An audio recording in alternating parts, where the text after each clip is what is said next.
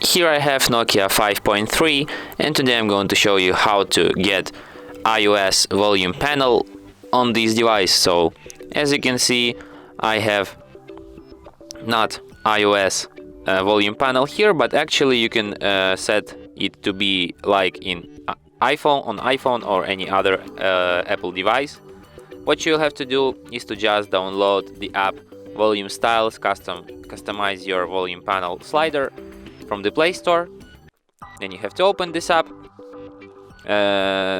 start it here, give it all permissions it wants, like accessibility permissions and other ones.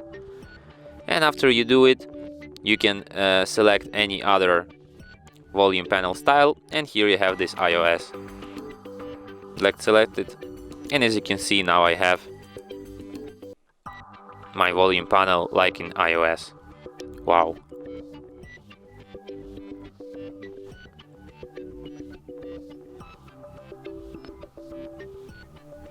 I almost feel like I using iPhone 12 right now. And that's it. Thanks for watching. If you find this tutorial useful, don't forget to hit that like button and subscribe to our channel.